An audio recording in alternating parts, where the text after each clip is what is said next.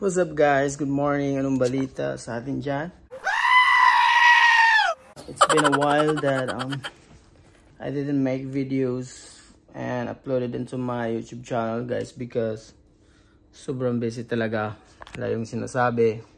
So we're so close on the process na guys. So ang lapit na namin dun sa process na hindi ko lang muna babanggitin guys. So what we have here today is I'm gonna show you 3M speed glass with AdFlow helmet.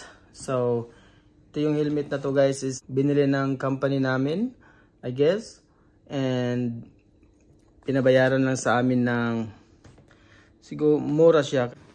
Kung bibilhin mo ito sa market, directed to the market or the dealers, nag-range siya ng $3,000 Australian dollars. So kung $3,000 guys, mga 100 plus thousand. So binigay lang sa amin mga siguro more than half price or half price, I'm not sure.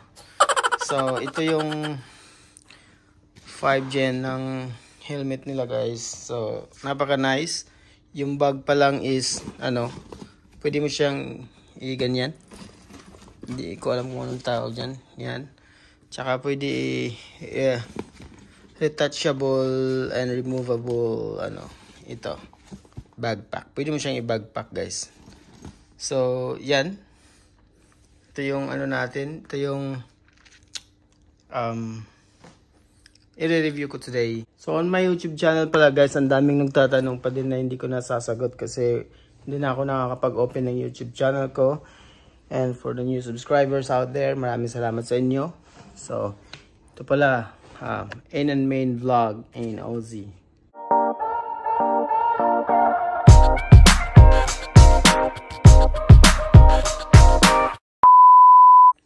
So, ito guys, bubuksan na natin.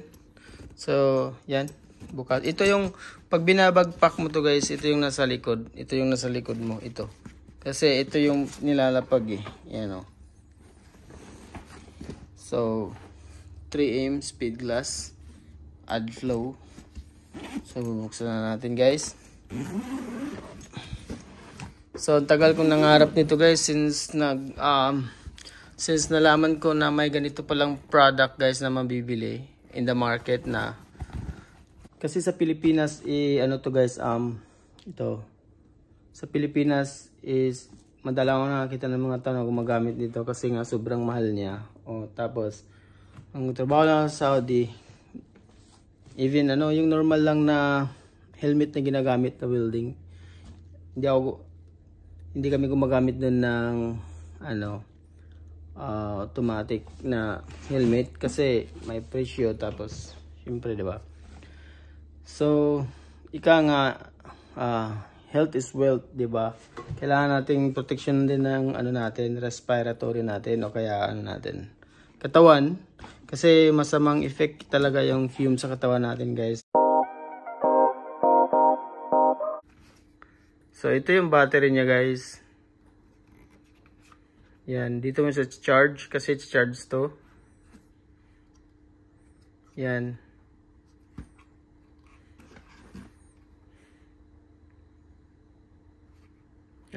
That is a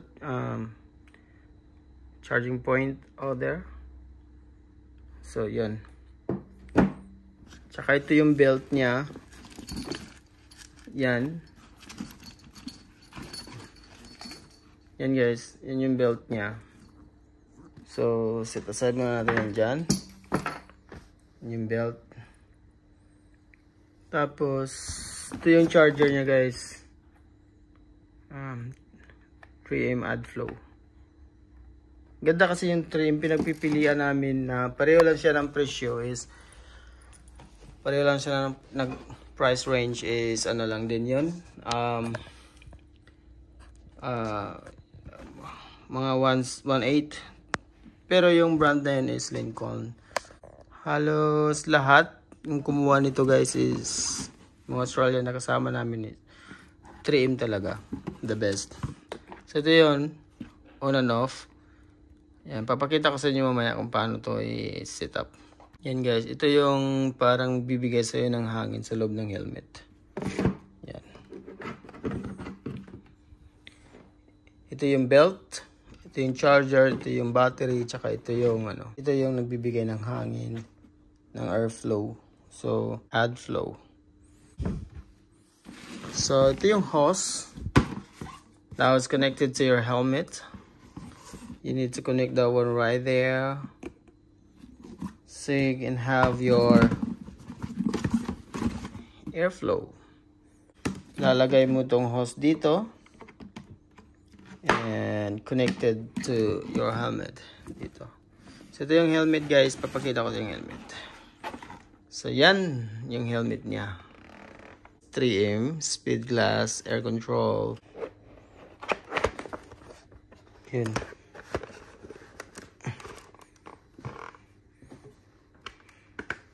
Yung free lang to guys, free visor. Yan. Kailangan merong free talaga. Yun, may bulsa sa dito, may bulsa dito. 1,800 times 36 is Australian dollars. Kanin? 64,000 it's 64,800.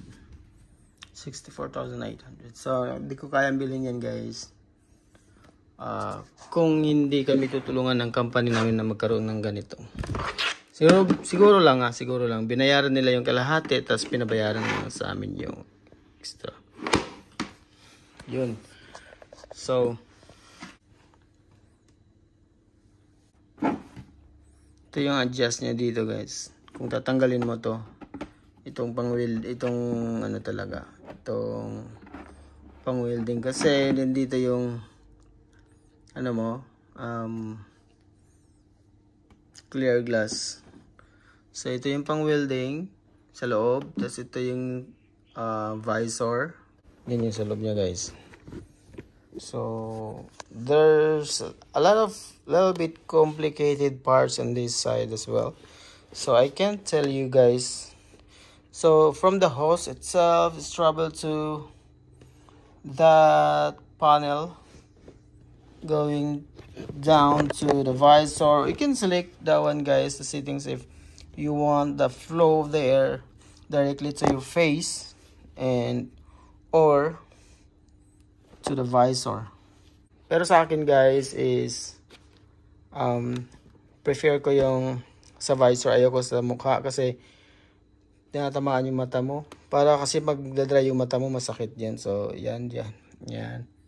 So ito yung niya guys, na itutulak mo siya kung gusto mo yung helmet is farther from your face or closer to your face than.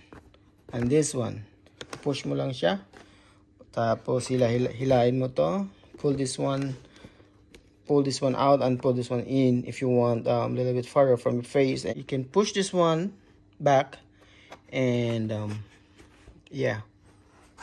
And that's your, it's only one, so you just only need to push that one back, push it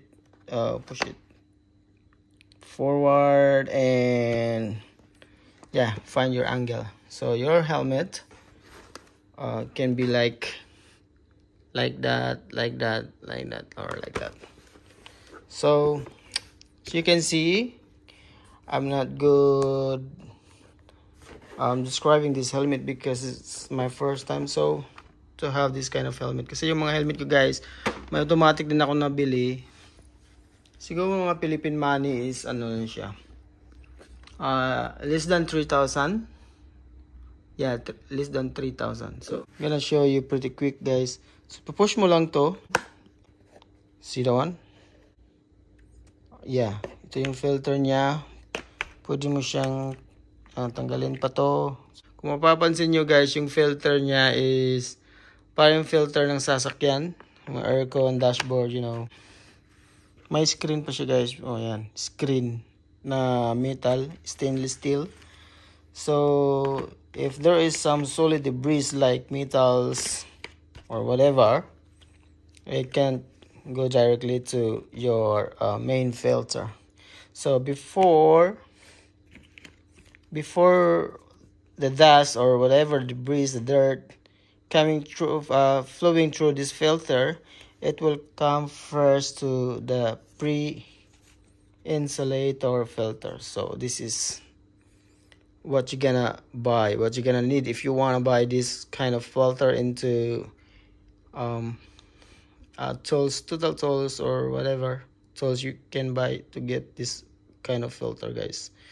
So there's a code in there. All good. So this is the motor. So mag-English ako ng konti kasi may nanonood na English. So I'm gonna put this.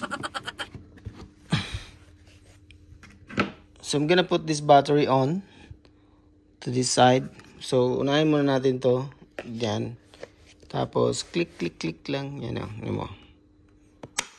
Yan. So yan ang forma, guys. Ang battery talaga yung nagpapabigat sa kanya. Battery. Bigat. So as you can hear,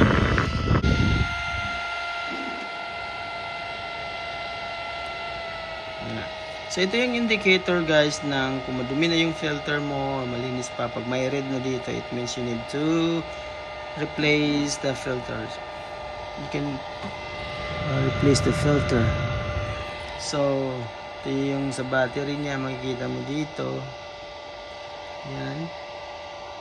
So in person, guys, medyo yellow siya, yellow or yellow green. Pero dito pagdating sa video, naiiwan kulay.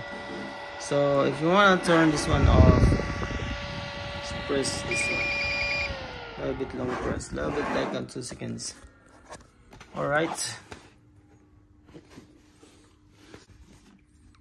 So you need to push this one in, guys. Yung connector niya, pinush ko lang saglit. Yan. And voila. And this is the hose connecting directly to this helmet. Yeah, and it's all connected.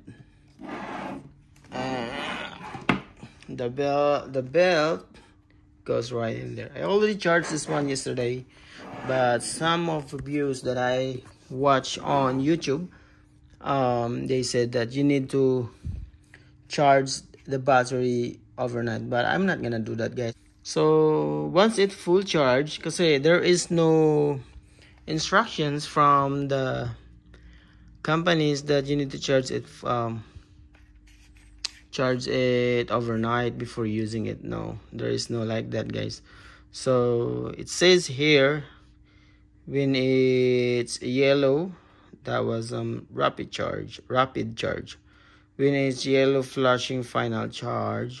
So green, ready and standby. If these lights turn green, you can use it, and you can unplug and use the one. If there is the indicator lights red flashing, error, see manual. You need to see manual if there is some error on it. So there is 2 years warranty for this helmet, guys, I guess. In the future, guys, sasabihin ko sa inyo kung yung process talaga namin dito, paano kami nagsimula, paano kami nakarating, paano kami nag-process.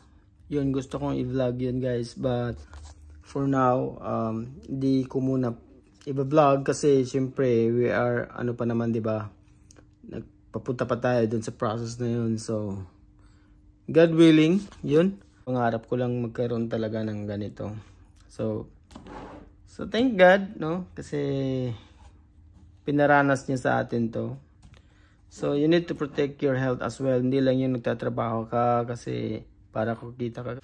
But once you get old, yun, dun mo na malalaman yung cons ng Kasi there's always pros and cons doing a welding job.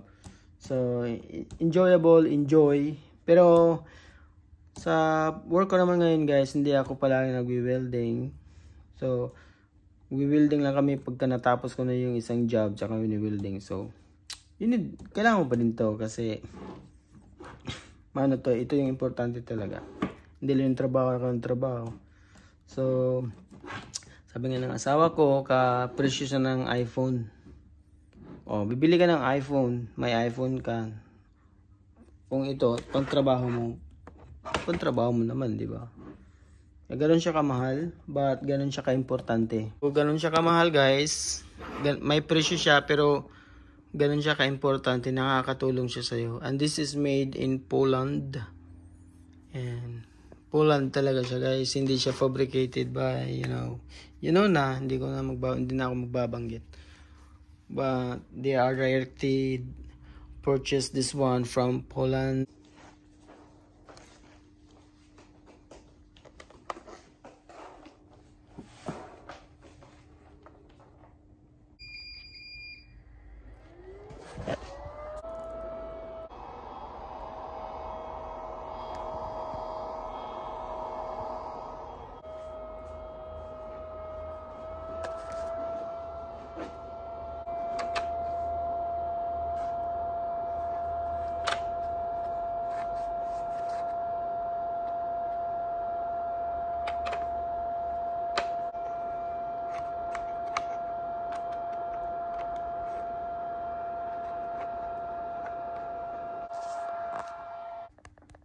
So yun na nga, guys. Doon nagtatapos yung natin, video. So, pag hindi mo pala to ginagamit, guys, tanggalin mo yung battery para hindi siya ma-drain. Hanggang doon na muna yung videos natin. Hopefully, makakapag-vlog pa ako next. So, yung mga nagtatanong na anong agency, paano kami nakapunta, masasagot ko yan in another video. So, pero on my previous video, tingnan nyo lang dyan, meron naman akong nabanggit sa mga ganon. Pero yung gusto ko talaga specifically na ma-mention lahat yung mga tanong nyo, gagawa ko na isa pang video para doon. So, yun. See you later, guys. God bless. Maraming salamat sa mga nanonood sa aking mga video. Ingat kayo lagi. Bye-bye.